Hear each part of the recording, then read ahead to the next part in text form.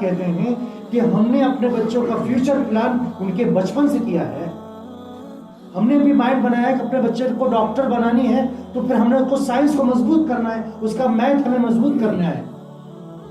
ہم اس کے لیے ٹیوشن لگاتے ہیں, ہم اس کے لیے اچھی کوچنگ کرتے ہیں اور بہترین انسٹیٹیوٹ ڈھونڈتے ہیں تاکہ ہمیں اس لیول پر سے لے کر جائیں. لیکن ہمارا اور آپ کا پلان یہ نہیں ہوتا کہ یہ قرآن کریم جو ہم پڑھتے ہیں, جس کی ہم تلاوت کرتے ہیں, جس سے ہمارے بچے تلاوت کرتے ہیں, جس سے ہمیں ثواب ملتا ہے, ہمارے مرنے کے بعد ہمارے لیے ذریعہ نجات ہوگا, یہ قرآن کریم کہتا کیا ہے, اس کا مطلب.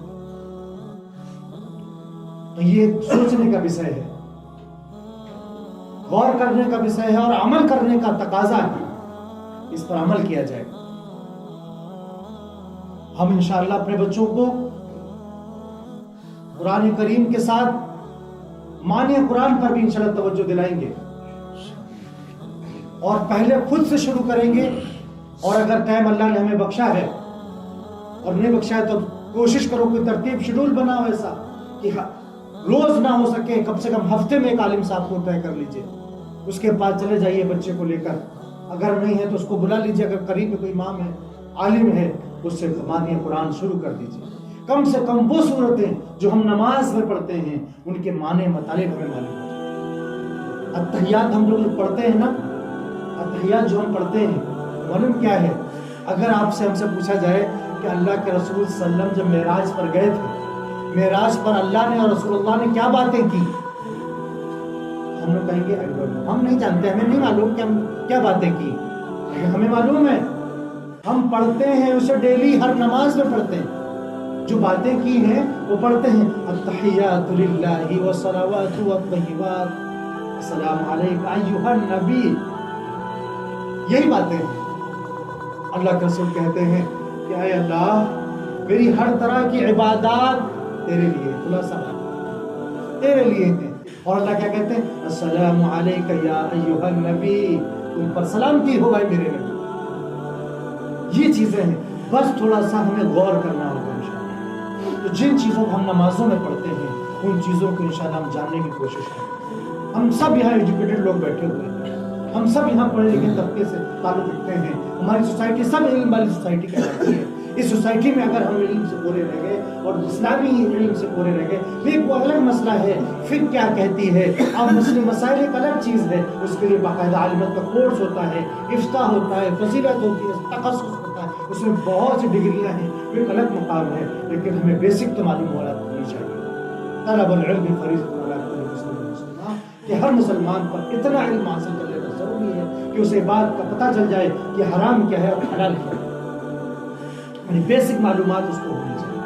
تو میں اس سے یہ بات نکل کر آئی کہ اللہ رب العزت اسی کلام پاک میں جس کا ہمیں یقین ہے کہ ہماری کتاب ہے, اسی شریعت کو جس قرآن میں نازل کیا کہ اسلام, جس کا ہمارا یقین ہے کہ اسلام ہی ہمارا مذہب ہے اور اللہ ہی ہمارا رب ہے اور محمد رسول اللہ ہمارے نبی ہیں. اسی کلام الہی میں رب کائنات اپنے پیارے مومنین کو, پیارے مومنات کو, ایمان والوں کو, اس کو رب کہنے والوں کو, محمد رسول اللہ کو پر نبی ماننے والوں سے خطاب کرتے ہوئے فرما رہا ہے, ان کو بچا رہا ہے, ان کو بتا رہا ہے کہ خدشات کہاں ہیں, مصیبت کہاں سے آ سکتی ہے, تم کہاں سے بہک سکتے ہو, تمہارا دشمن کون ہے, تمہارا دوست کون ہے, تمہیں کرنا کس چیز کی طرف جانا ہے. یہ تو اللہ فرماتا ہے یا ایھا الذین آمنوا ادخلوا فی السلم کافہ ولا تتبعوا خطوات الشیطان انہ لکم عدو مبین. کہ اے ایمان والو, یا ایھا الذین آمنوا, اے ایمان والو. ایمان والے کون ہیں؟ جس نے رسول اللہ پر ایمان لے کر آئے, جس نے رسول اللہ کو اپنا نبی مانا, کتاب کو کتاب اللہ مانا, اللہ کو اپنا رب مانا, اسلام کو دین اسلام کو اپنا مذہب مانا اور اللہ کے وسلم کے کاموں پہ چلے اور اس بات کا یقین ہو گیا لا الہ الا اللہ محمد رسول اللہ, عبادت کے لائق کوئی نہیں صرف اللہ ہے اور محمد رسول اللہ ہمارے رسول ہیں, ان کو ہی فالو کرنا ہماری زندگی کا اصل مقصد ہے. میری زندگی کا مقصد تیرے دین کی سرفرازی, اسی لیے مسلمان, اسی لیے نمازی. یہ جذبات جس کے ہیں اس سے اللہ خطاب فرما رہا ہے یا ایھا الذین آمنو, اے مجھ پر ایمان لانے والے بندو, ادخلوا فی السلم کافہ, فی السلم کافہ، فی السلم کافہ، کہ تم پورے کے پورے اسلام میں داخل، تم پورے کے پورے اسلام میں داخل ہو جاؤ۔ جو فاؤنڈیشن ہم نے اسلام کے ذریعے تمہیں دیا ہے، میں اس کو فاؤنڈیشن نہیں بلکہ یوں کہا جو سرکشا کور آپ کو ہم نے اسلام کے ذریعے سے دیا ہے، جو سیکورٹی گارڈ ہم نے اسلام کے ذریعے سے دیا ہے، پوری دنیا میں تباہی ہلاکت ہے، والعصر ان الانسان لفی خسر، اللہ نے کہا کہ برباد ہلاک ہے۔ اللہ نے آپ کو بربادی ہلاکت سے کب بچایا؟ جب آپ کو دائرہ اسلام میں شامل کر لیا، جب آپ اسلام میں داخل ہو گئے تو اللہ کہتا ہے ادخلوا فی السلم کافہ، پورے کے پورے اسلام میں داخل ہو جاؤ، فی السلم کافہ، ولا یہاں غور کرنے، ولا تتبعوا خطوات الشیطان، شیطان کے نقش قدم پر نہ چلو، شیطان کے اشاروں پہ نہ چلو، شیطان کے بنائے ہوئے طریقوں پہ نہ چلو، ولا تتبعوا، اس کی ایک لمحے ایک قدم بھی اس کی طرف نہ بڑھو، ولا تتبعوا خطوات الشیطان۔ خطوات الشیطان کیا ہے؟ اسلامی کلچر کے علاوہ جتنے بھی کلچر ہیں وہ سب خطوات الشیطان، وہ سب شیطان کے نقش قدم پر ہیں۔ یہ سارے اسلام کے علاوہ جتنے ہیں سب اسلام، سب شیطان کے چیلے ہیں، سب شیطان کے دبچھلے ہیں، شیطان ان کا یار ہے، وہ شیطان کے یار ہیں۔ آپ اور ہم اسلام میں آ گئے ہیں، وہ ہمارے دشمن، ان کا کلچر ہمارا دشمن، ان کی آئیڈیالوجی ہماری دشمن۔ کیوں دشمن ہے؟ کیونکہ وہ اسلام سے دشمنی ہے۔ تو اسلام میں صاف فرمایا گیا وَلَا تَتَّبِعُوا خُطُوَاتِ الشَّيْطَانِ إِنَّهُ لَكُمْ عَدُوٌّ مُبِينٌ، إِنَّهُ لَكُمْ عَدُوٌّ مُبِينٌ، یہ شیطان تمہارا کھلا ہوا دشمن ہے، اس نے تمہاری دشمنی کا اعلان مجھ سے کیا ہے۔ یہ اللہ کا کلام پڑھ رہا ہوں میں۔ اللہ کہتا ہے اس نے تمہاری دشمنی کا اعلان مجھ سے کہا ہے، اور اس نے اپنے گھمنڈ میں چور ہو کر مجھے چیلنج کیا ہے اور میرے حکم کو توڑا ہے۔ خلقتنی من النار وخلقتہ من طین، جب میں نے آدم کے بنایا اور کہا اسے سجدہ کرو، اس نے انکار کیا تھا اور آدم سے دشمنی کی۔ یہ آدم آگ سے پیدا ہوا ہے، ہم آدم مٹی سے پیدا ہوئے ہیں، اور میں آگ سے پیدا ہوا ہوں، میں آدم کو سجدہ نہیں کروں گا۔ یہی کھلا ہوا دشمن ہے جس نے تمہارے باپ آدم کو جنت سے نکلوایا، جس نے تمہارے باپ آدم اور تمہاری ماں حوا کو جدا کروایا، جس نے آدم علیہ السلام کو پوری عمر میں روتے روتے ان کی آنکھوں کے سامنے نشانے پڑ گئے تھے، روتے تھے، اللہ سے کہتے تھے ربنا ظلمنا انفسنا وان لم تغفر لنا وترحمنا لنکونن من الخاسرین۔ اے اللہ ہم سے ظلم ہو گیا ہے، اے اللہ ہم سے خطا ہو گئی ہے، اے اللہ ہم سے قصور ہو گیا ہے، اگر تم نے رحم نہ کیا تو، اگر تم نے رحم نہ کیا تو، اگر تم نے ہماری مغفرت نہ کی تو ہم ہلاک و برباد ہو جائیں گے۔ کیوں ہو جائیں گے؟ کیونکہ شیطان کے نقش قدم پر آ گئے، ہم اس کے برگلانے پر آ گئے، ہم اس کے وسوسے میں آ گئے ہیں، اس لیے ہو جائیں گے۔ اللہ نے اپنے پیارے بندوں سے کہا، مومنین سے کہا یا ایھا الذین، یا ایھا الذین آمنو۔ پیار کے لفظ جو ہو سکتے تھے، کیسے کون سا اللہ پیار کے لفظ لاتا؟ میں سمجھتا ہوں کہ اتنا پیار یا ایھا الذین آمنو میں ہے تو اتنا میں لکھتا ہوں کوئی اور لفظ اللہ تعالیٰ لاتا۔ اللہ نے فرمایا یا ایھا الذین آمنو۔ پھر کہتے ہم لوگ پیار میں جاتے ہیں اپنے بچے سے کہتے ہیں ابا کا بیٹا کون ہے،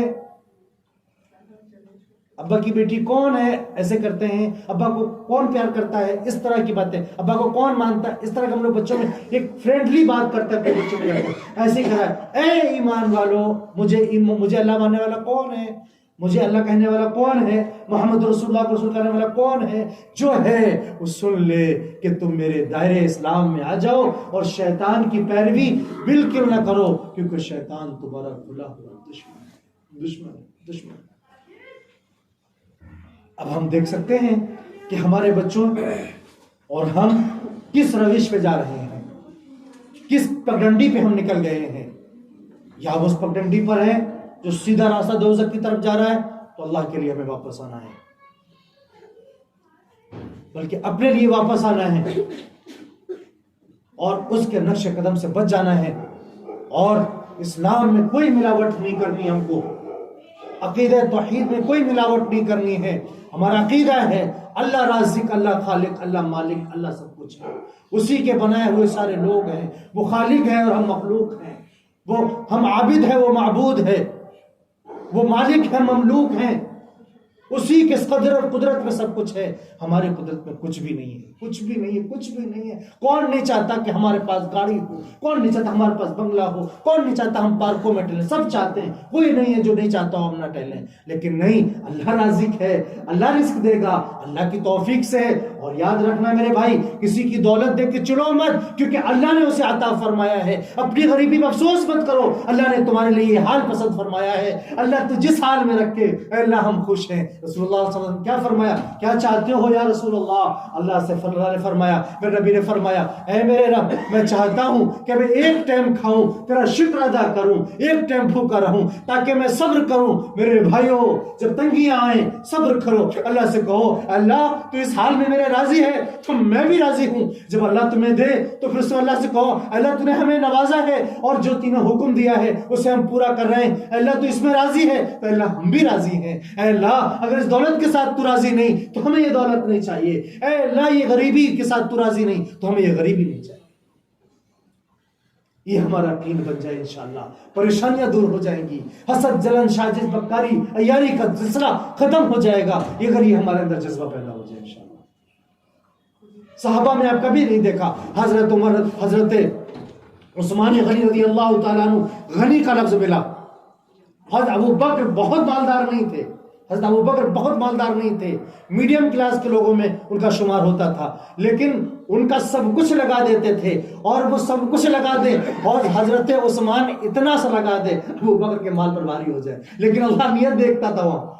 حضرت عمر رضی اللہ تعالیٰ عنہ ایک بار اللہ کے سننے میں اعلان کیا، اور حضرت عمر رضی اللہ، یہ واقعہ خوب سنا ہم لوگوں نے، خوب سنایا، فرمایا کہ ابو بکر نے کہا کہ آج میں اپنے گھر کا آدھا سامان لے جاؤں گا اور ابو بکر سے آگے بڑھ جاؤں گا۔ حضرت ابو بکر رضی اللہ تعالیٰ عنہ وہاں پہنچے تو پتہ چلا کہ حضرت حضرت عمر تو آدھا لائے ہیں، ابو بکر تو پورا لے کر آگئے ہیں۔ تو وہاں کسی صحابہ میں یہ حرص نہیں تھی کہ ہم اس سے زیادہ مال والے ہو جائیں یا وہ اور نیچے گر جائے، اس کے سورسز ختم ہو جائیں، اس کے کاروبار برباد ہو جائیں۔ یہ کسی صحابہ کی زندگی میں نہیں ملے گا۔ اگر ملے گا کہ ہم اللہ کے رسول کے نزدیک کیسے مقبول ہو جائیں۔ ہمارا یہ ادنا سا گھٹی، ایک عورت اپنے بچے کو لے کر آ رہی، یا رسول اللہ قبول فرما لیجئے۔ رسول اللہ فرماتے ہیں میں اسے کیسے قبول فرماؤں، یہ تو میرے لیے بوجھ ہوگا۔ کہا یا رسول اللہ جب آپ کی طرف تیر آنے لگے گا تو میرے بچے کو سامنے کر دیجئے گا کہ مجھے لگے گا کہ میرے بچے نے آپ کی حفاظت کی۔ جذبہ اللہ، جذبہ ہے۔ ایک صحابی نماز پڑھ رہے ہیں اور وہ خیال آیا، ان کا نماز میں خیال ایک باغ کا آ گیا، اور باغ اللہ کے راستے میں قربان کرو۔ ایک واقعہ آ گیا اور رسول نے فرمایا کہ کون ہے کہ اس کا قرض ادا کروا دے گا اور میں اس کے بدلے میں فلا دوں گا۔ تو وہ پورے واقعہ میں تفصیل لفظ و لفظ مجھے ذہن میں نہیں آ رہا ہے، لیکن اس کا مفہوم یہ ہے کہ پھر وہ صحابی رسول نے کہا یا رسول اللہ میں اس کا باغ، پورا اپنا باغ، میں بہترین باغ اس باغ کے بدلے میں دے دیتا ہوں۔ اللہ رسول نے فرمایا جس نے دے دیا وہ جنت میں میرے ساتھ ہے۔ یہ جذبہ صحابہ میں رہا، یہ جذبہ ہم میں ہو جائے انشاءاللہ۔ رب کائنات کب ہوگا؟ جب اللہ کی محبت ہمارے دل میں پیدا ہوگی، رسول اللہ صلی اللہ علیہ وسلم کی محبت ہمارے دل میں پیدا ہوگی، تب ہوگا انشاءاللہ۔ اور انشاءاللہ ہم سب مومن ہیں، سب اللہ کے چہیتے بندے ہیں، سب اللہ کے لیے جان مال دے سکتے ہیں، لیکن تھوڑے سے غور فکر کرنے کی ضرورت ہے۔ قرآن کریم کی تلاوت کو ماننے سے پڑھیں گے انشاءاللہ، کوشش کریں گے۔ اللہ رب العزت ہمیں اور آپ کو کہنے سنت عمل کی توفیق نصیب فرما دے۔ وما علینا الا البلاغ المبین۔ سنت ادا فرمانے جن لوگوں سنت ادا نہیں کی